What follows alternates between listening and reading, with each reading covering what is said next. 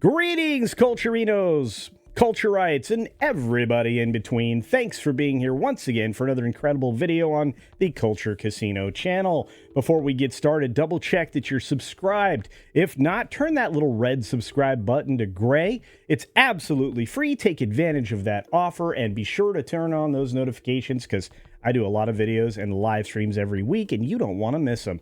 Almost always on things you want to know about and or want more information about. So, well, what's holding you back? Let's jump in. We've got Star Wars Skeleton Crew flopping again.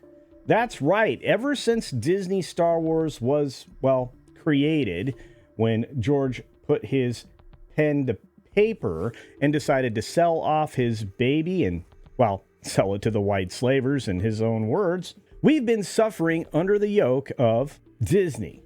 And let me tell you, they've failed to deliver almost each and every time. From the beginning of the end, Star Wars The Force Awakens, it's been a downhill ride, whether in terms of financials or viewership. There really isn't much to crow about. Let's jump into the story, written by Marvin Montanaro over at thatparkplace.com. Star Wars Skeleton Crew flops again, fails to land in the top 10 streaming viewership charts for the second week. Is anybody surprised? I'm not. Last week, when the new Star Wars show Skeleton Crew failed to chart on Luminate's top 10 streaming originals viewership report, some chalked it up as a fluke. After all, it was only available for 3 days in the tracked week was the most common Disney Star Wars Defender excuse. But this week leaves no question in anyone's mind, save for the shilliest of Kathleen Kennedy shills who somehow managed to spin anything as positive. Skeleton Crew is thus far a flop that has failed to chart in Luminate's top 10 streaming originals for the second week in a row, this time with 3 episodes out. That's right, we had a 2-episode premiere that didn't chart, and we had a follow-up second week, which is the 3rd episode, that also didn't chart, at least not in the top 10.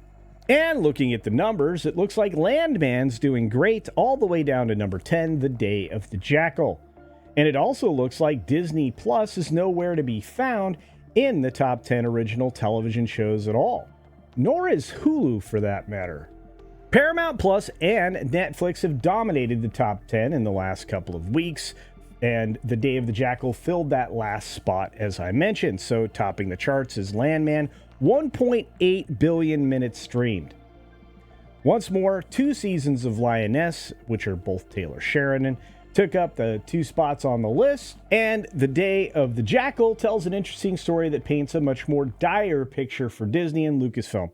The show sat at the bottom of the list with only 288.9 million minutes watched. Wow. It also filled in this position the previous week at only 332.3 million minutes, and that's not exactly burning up the charts. In fact, it had a 13% decrease in this most recent week, and yet Skeleton Crew has failed to reach the top 10. With around 121 minutes of runtime over 3 episodes, mind you, the Star Wars show would need just north of 2.38 million households watching to meet or beat that number.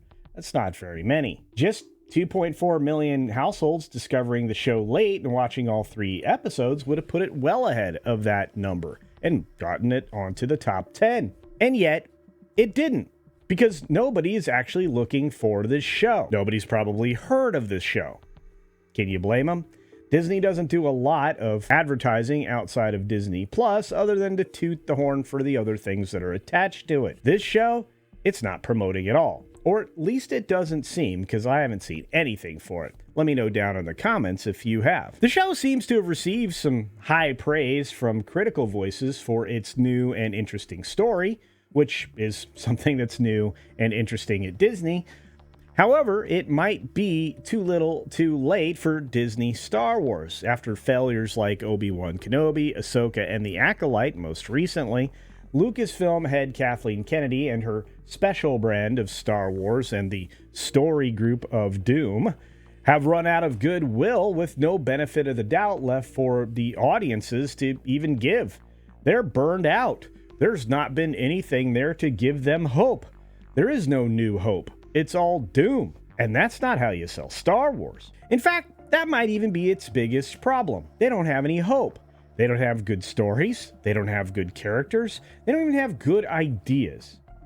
And that leads us to this interesting point. Neither Disney or Hulu have a single show in the top 10 for the second week in a row.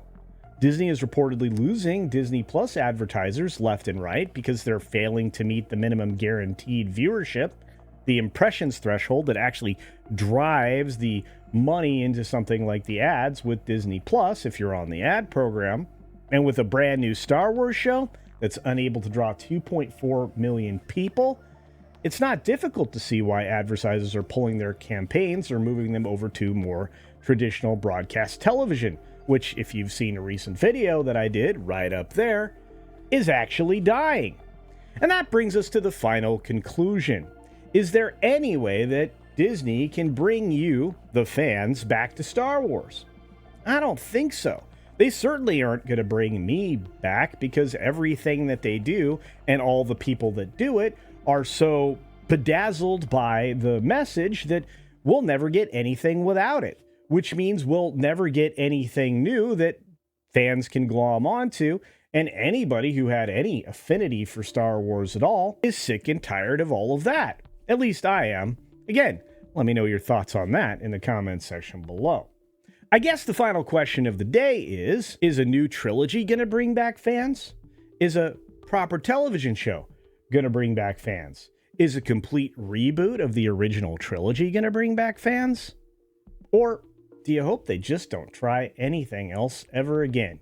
Or at least not for 10 years. Let me know your thoughts down in the comments section below. And while you're down there, hit the thumbs up button. It helps an awful lot. And so does sharing out this particular video. You can do that on your Facebook, on your X, any of those social media platforms. And because some of you out there went ahead and did that just now, I'm going to say thank you. Thank you. As always, be sure to take care of yourself, take care of others, and until next time, see ya!